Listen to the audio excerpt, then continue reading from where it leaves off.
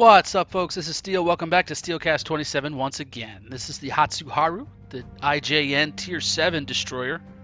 Before I start getting into the nitty-gritty about the Hatsuharu, there's two things I have to tell you.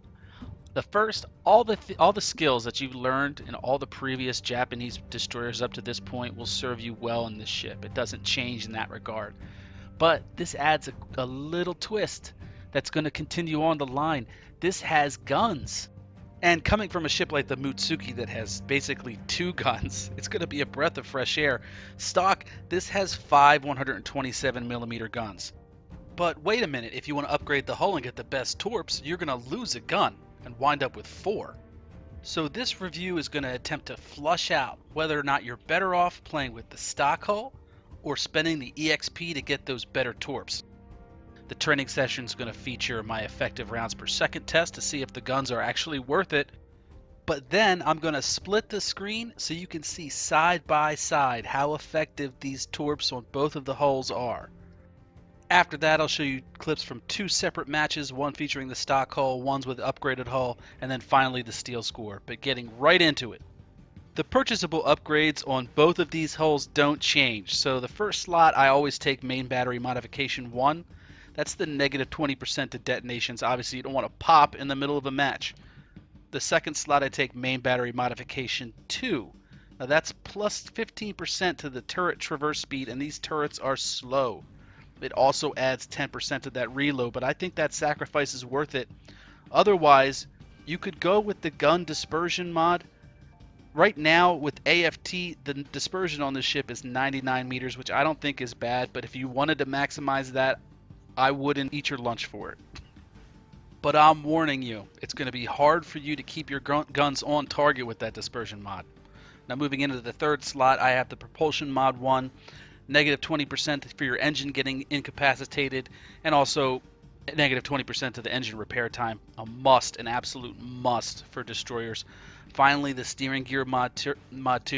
This has got really good rudder shift time, but with this, it's a phenomenal amount of rudder shift time that makes this ship really agile. It's already quick. Add the agility to it, you're going to be swimming away from danger like Michael Phelps, Beijing 2008. But here's where the fun starts. Now you're looking at the researchable upgrades here, and I'm going to go through the upgraded version first. Now you can see here it's got 2x2 127 mils, and you unlock that hull, you gain some AA and some maneuverability, but you also unlock the ability to get the Type 90 torpedo. A torpedo that hits for 17,266 at 62 knots. Now that's a heavy, heavy hitter. Moving into the stock configuration, you're going to see what you lose here. You're going to lose some hit points, you're going to lose some maneuverability, you're going to lose some AA. But what are you going to get for it? That one single turret that's in the back of the ship. But that's not all. Your torps are going to be the Mutsuki's top torps, which are actually pretty good for Tier 6. But are they good enough for Tier 7? 16,267 damage, 59 knots. You're losing about 1,000 damage per strike. But you're also losing about 3 knots in torpedo speed, and that really adds up when you're shooting at 10 clicks. Moving into the captain's perks, I pulled an audible here after I did some of the recording, and I have to give a shout out to the Great Killer and Summers 381 for helping me work through the Japanese captain perks, especially for your top captain. Now keep that in mind, this is my top captain. So I need this build to work for Tier 8, 9, and 10 ships. So I'm taking situational awareness for my first level captain perk.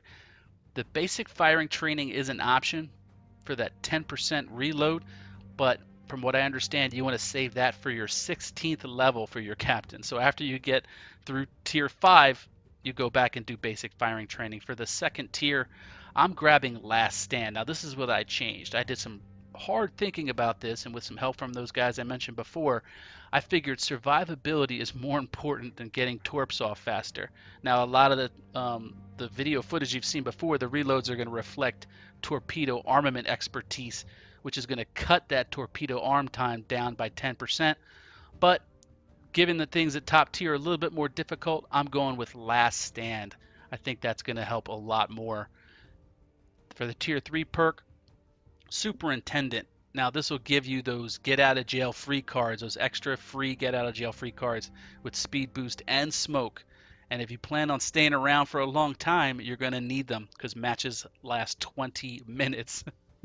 The other option here, I think this is kind of a red herring when it first came out, which is the torpedo acceleration. I think you give up too much. I mean, 20% for your the distance that your torps can go. Maybe you could work these with the high end destroyers, but not with the Hatsuharu.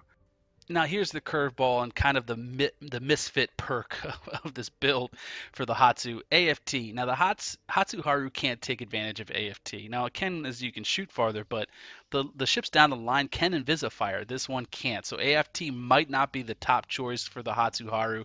You might instead want to go for Demolition Expert, which will maximize the fire chance for these Japanese shells. Now, given that they're still only 5-inch shells, with Demolition Expert, you can get upwards of 12% fire chance. That's amazing.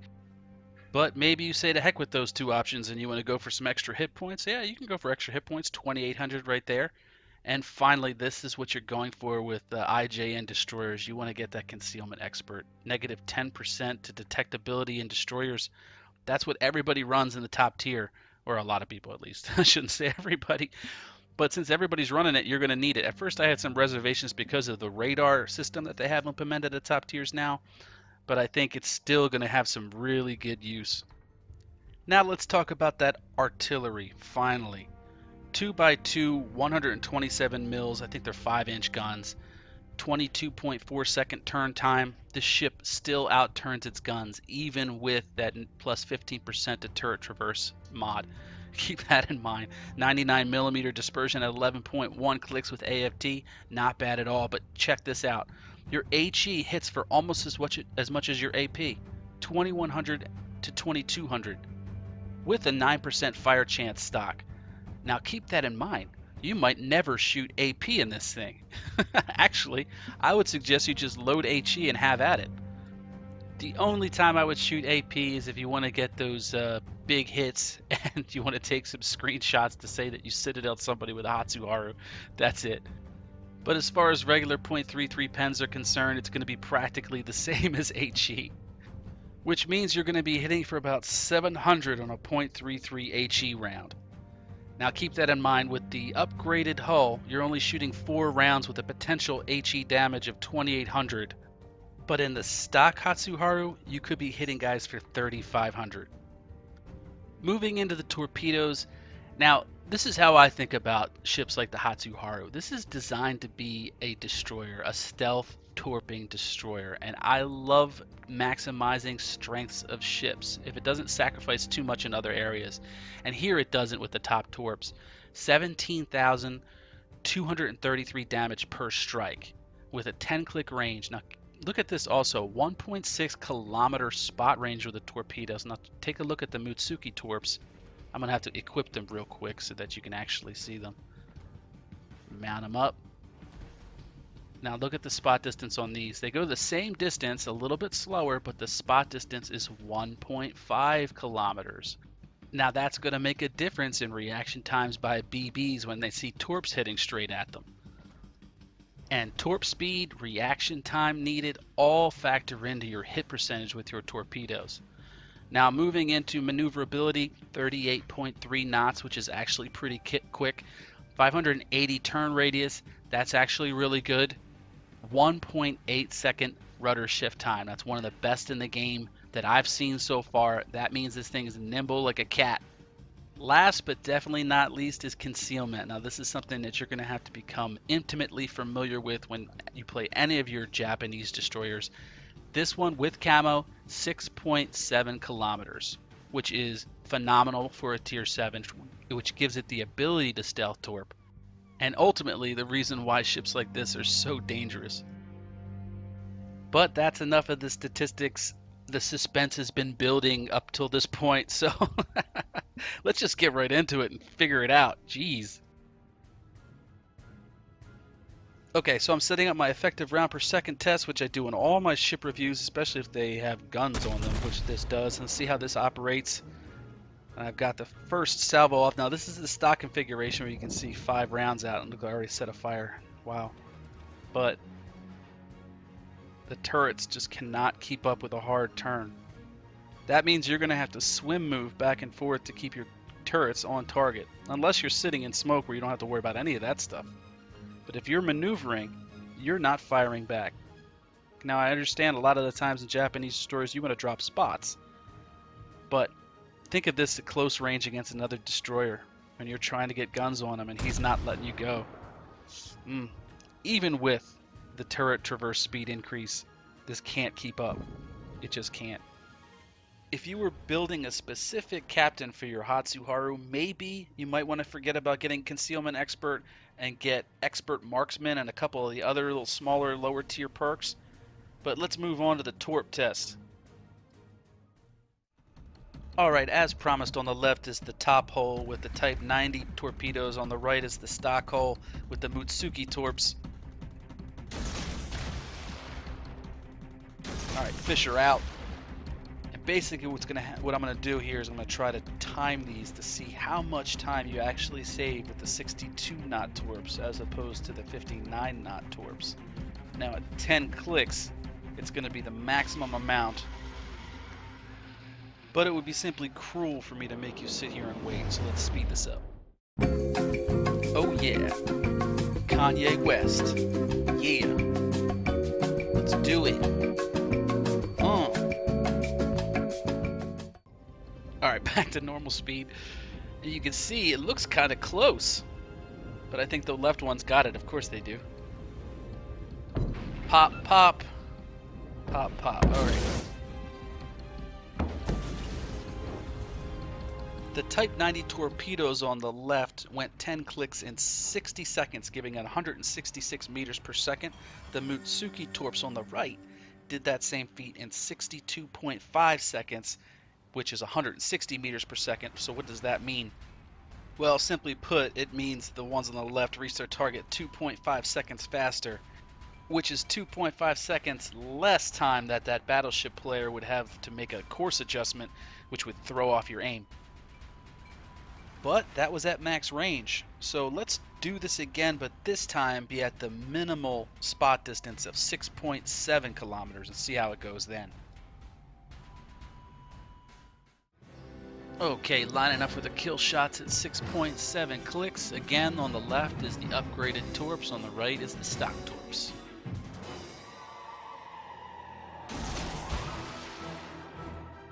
Fish away. Alright, this time no more elevator music. This shouldn't take too long, right? Well, 6.7 clicks is quite a distance to travel. Obviously it's not as far as 10 clicks, which is a little bit too long. Alright, in an effort to be thorough, there's two reasons why you miss your torps. This is so obvious. The first one is how much time the guy has to move when he doesn't know your torps are on the way. And then the second one is how fast his reaction time can be and how much he moves when he does know the torps are on the way. For the first one, pure speed is going to help. For the second one, it's spot distance and speed. So the first one's hit and then the second one's hit. So let's do some more math. The Type 90 torpedoes reach their target in 40 seconds. That's, 166 meters per second. The stock ones reach their target in 42 seconds. So you save 2 seconds. Next, I'm going to show you clips from those two matches, and at the same time, I'll explain the results of the spot distance test. Alright, here I am on Fault Line. Wargaming decided to put me in the southeastern corner as a destroyer, and really as a destroyer, you really want... There's only a couple options to go here on the map. I think the best options are the 3-line around the islands from the south, on the inside of the islands, if you know what I mean. That's so that you can support the mid and A. And if you spar on the eastern side, I don't like to go to C because you kind of get trapped in there. I know some people like to do it, but I don't. I like to play around at B. I'm a little bit more aggressive that way. But those first torps that I dropped were sort of just speculative kind of deterrence torps. Maybe you get lucky. You never know. And I'm just hoping by the time I see another presentable target, I have my torps on reload by that point. Now I assume that those have missed. Yeah, it looks like they missed badly. The guy did not continue in. The problem with going to B, especially announcing your presence by capping is that cruisers have a tendency to charge in. That's half the reason why I do it in the first place. It's better as a Japanese destroyer than a Russian or an American gunboat when cruisers are charging you, because their spot distances are a lot farther, and Japanese have a tendency to drop spots, and this island makes them nervous. It makes them very nervous. But it's getting a little hot, so I'm already planning on evacuating, but I want to get another drop off on one of these battleships because those are the primary targets for Japanese destroyers like the Hatsu. Now keep in mind, this is the stock one, and you can see right there the 5th turret, that one little turret in the back. And I gave up some spots trying to get that shot, but that was the risk I was willing to take. And somehow I got 2 turrets knocked out. Wow, that's pretty cool. So those were kind of spray and pray. Now I dropped them at 9.6, and that's where that lack of torp speed is going to hurt you. But I still get multiple hits. I wonder if I would have gotten more if I had more torp speed. But still, I'm happy with that. These cruisers are, they know what's up. They're not going to be coming around the corners. I have battleships in support. And they did their job. They fleshed me out. And they recapped. Now that last torp was another... Well, I mean, every time you shoot torps at cruisers, it's kind of just like you're flipping a coin. There's so many factors involved with hitting cruisers, especially at a decent range with torps. They really have to be driving in a straight line. And here, the difficulties shown out. The Nuremberg turned out, so those torps were hopeless. Now here I'm lining up a Cleveland that decided to start driving forward behind that island. Not exactly sure what's spotting me here, but I want to get these torps off. He doesn't know that I'm dropping towards him. Oh, that's what's spotting me. Gunboat time. Got a nice hit on that Farragut. Not too much damage, but enough to keep him honest. And then luckily this island was there. So this Farragut I was really worried about, but he decided to abandon the position, I think, and he went for the 3rd cap instead of trying to kill me. Probably not a good call on his part. Now that Nuremberg's turned in, and it's really just a matter of which avenue of approach he's going to take. So I'm going to plant myself behind these islands and rely on my team spots to get some targeting acquisition going. Now I'm getting spotted by a fighter plane or a spa plane or whatever. That doesn't help. But yeah, that Nuremberg gets engaged, and I think he wants to get out of there. There is a battleship behind me, and this is the perfect ambush. It doesn't matter what your torp speed is here. It's just so close. Now, if we've had sonar up, he'd be able to see these, but that's the beauty of Japanese destroyers. If they don't know you're there, or they're not paying attention, these torps sneak up on you. And yeah, the Germans don't have really good rudder shift time or turning radius. I mean, not excellent, at least. All it takes is 1 at that point. So here's that York that I shot at in the beginning of the match, and he's back. He watched his team die. And here's a classic move I like to do. I do a wide spread and then a narrow spread, cover all the bases. Cruisers don't take that many, they don't require that many hits to sink. But at this point I'm engaged by a Hatsu, and look, I bounced. I think he was shooting AP. But here I'm in the gunboat configuration, but that rear gun is worthless to me. And then he's also in the gunboat configuration, and look at that, he just wrecked me. He got another extra 700 damage just by the fact that his he had that extra gun, and it took a quarter of my health. And then of course I'm being spotted, and he's not, so he can shoot from his smoke, and I can't shoot back. That's more damage I'm giving up. And he set me on fire. That's not good. Praying for those torps to hit, and bingo, he paid the iron price. Yep, you can't drive straight into York or a cruiser with the destroyers around, especially ones that have 10-click torps. They sneak up on you. Now this is a matter of who can spot and pull the trigger first. I know this. I don't know what he was thinking. Maybe he was thinking I was going the inside of that island, but he couldn't get his turrets around fast enough. Bingo. Now finally I'm setting up, I capped B with the new mechs and I'm capping A. That was almost a loss, it was really close. Playing defensive was nice. But here you're just setting up a classic torp drop here, trying not to get spotted, match speed, bearing as much as you can. Be in front of the target, let them drive in the torps, it shortens the distance that they have to travel. And they're on their way, but this slow, and they're lighter hitting than the top torps. And here I'd get more damage if I had gotten if I'd had the top torps. Obviously they're hitting. Might have killed them. The top torps might have given me a kill there. Yeah, that was a close one. Now it's just a race to see who can get the last shot on them. And I think the new mechs. Yep, grats on that one. Kill stealer. Just kidding. I don't mind. We got the win on a close match. Didn't have premium enabled apparently on this one, but top of the team. Nice. 85,000 damage. Not an overwhelming match, but enough to get the job done. Sinking that York was clutch. Of course, a lot of that depends on the enemy player as well. He was tentative in the beginning and driving straight at the end with a destroyer around. Now in this match I'm on North, divisions up with Titus in 42, and this corner on this island on North is where you want to be as a Japanese stealth destroyer. Now you don't want to drive straight into those cruisers like this Minakaze's doing. Oh, and this reminds me, I was kind of ticked off at this Minakaze because he was spoiling a torp drop that I had on a Fuso. And I knew he was going to die, and I was like, you know what, the heck with it. Part of me's thinking, oh, please die.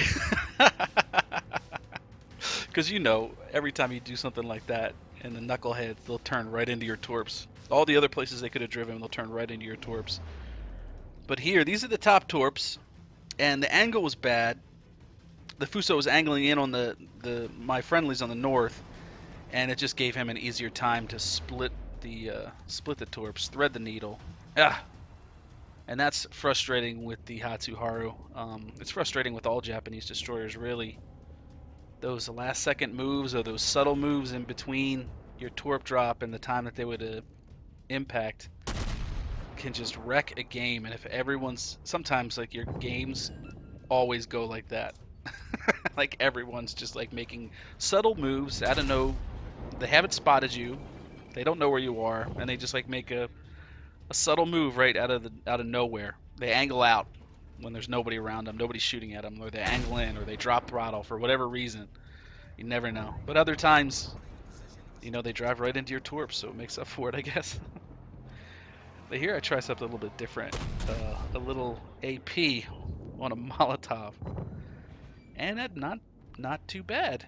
Now I could have shot HE here, but I knew I wasn't going to get the kill because he's just surrounded by friendlies. But I made the switch too slow. I had a chance, but it was just too slow.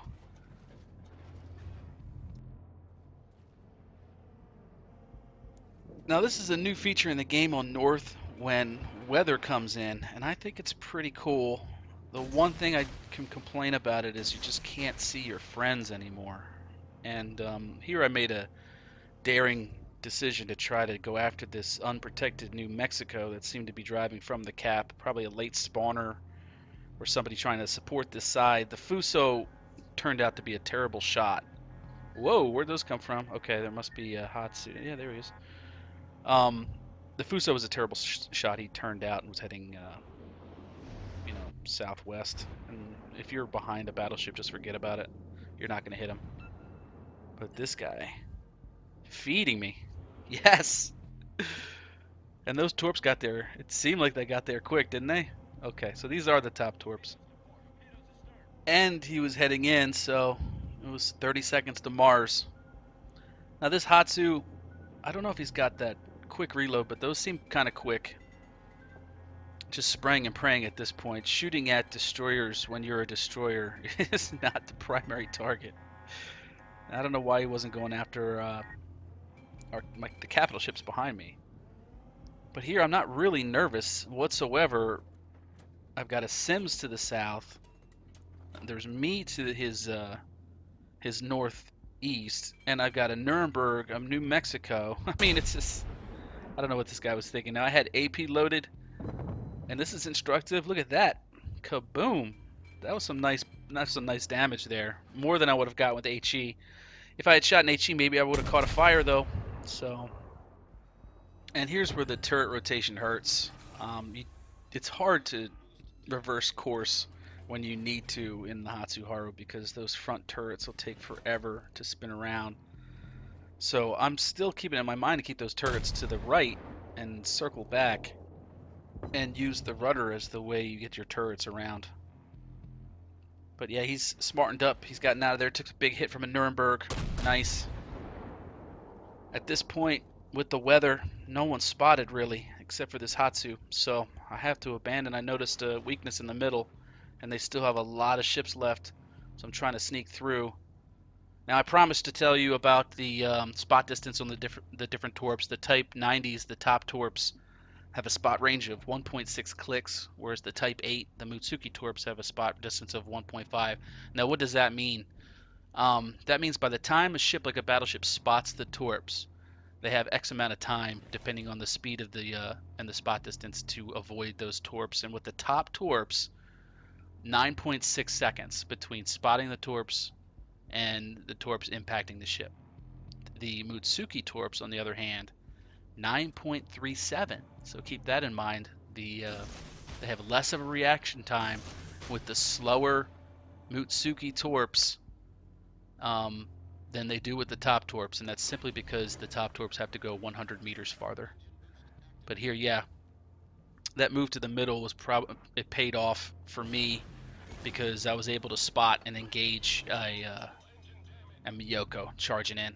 Now, Miyokos aren't very easy targets to hit, but my goal here wasn't to sink ships necessarily. I mean, obviously you want to sink ships, but I wanted to defend against the cap, most importantly. Give them something to think about. And here, the Sims, I got super lucky with the Sims.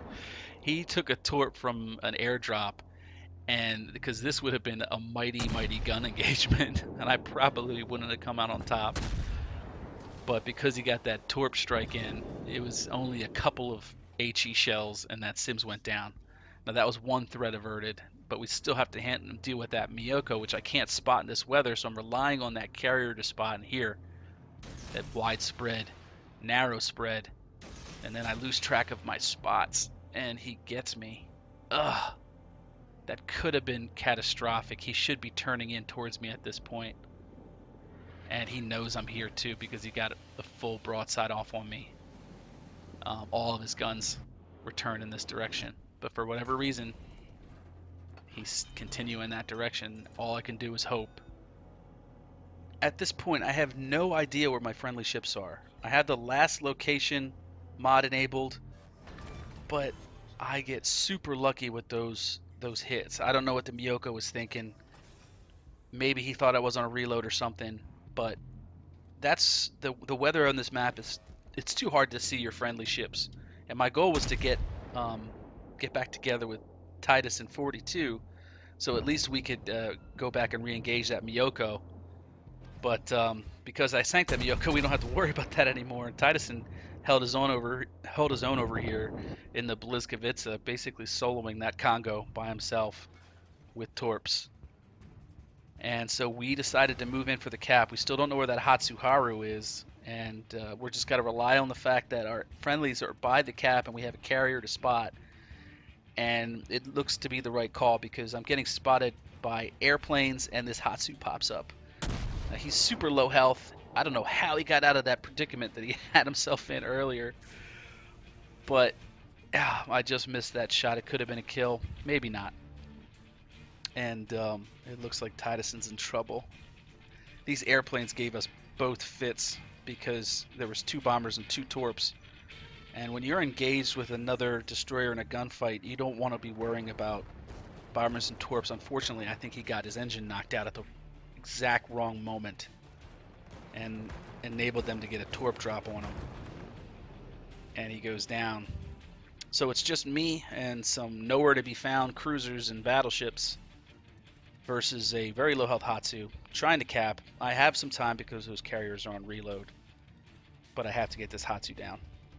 Otherwise, he's just going to be dropping torps in on me nonstop. And I also want the kill. I earned it, right? No. But here you can see the swim move of a Hatsu. Don't turn too much. All you have to do is turn a little bit to make you think that you're turning. You don't have to turn too much. So I'm trying to lead him a little bit, and this is difficult, but what you do in this situation is you stagger your shots.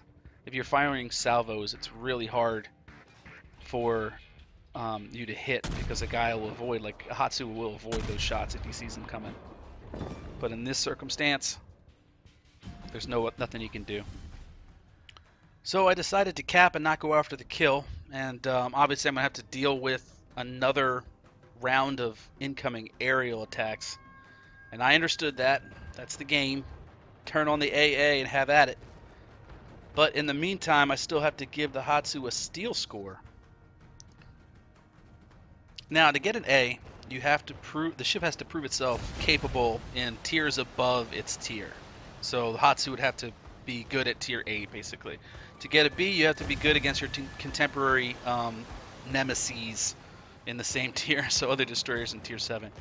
I give the Hatsuharu in stock and upgraded, I give it a B. The top torps are marginally better than the Mutsuki. I mean, you're looking at 1,000 damage per hit and 2 seconds faster at minimum range. There's too many really good DDs in tier 7 with the Błyskawica, the Kiev, and then you also start to see a lot of 8-inch laser beams, and those really hurt ships like the Hatsuharu.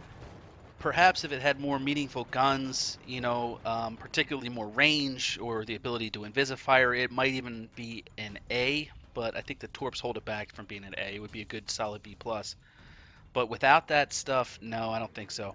The Hatsuharu is a solid B in the tier 7 destroyer category. Now, as far as whether or not to get the top hull and the top torps or stay with the stock hull and save that experience for the Fubuki, particularly for me, I say get the top hull, get the top torps. The Hatsuharu is a stealth destroyer at heart. You want to maximize that. The torps are better. You can't say that they're not. That extra gun is marginal at best. I mean, maybe you'll get 700 damage here, maybe 5 times a match. But if you are a really good destroyer player, Japanese stealth destroyer player, maximize those torps. I guarantee you'll be using your torps in every match, and I can't say as much for the guns. So for me, I'd rather be torping the crap out of battleships. Hey everybody, thanks for watching. If you liked the video and you want YouTube to let you know when I release more, please feel free to like and subscribe. I plan on putting out 2 to 3 videos per week of ship reviews, history, and gameplay. My live stream is currently on Twitch at the URL right there. Good luck, have fun, and I'll see you next time.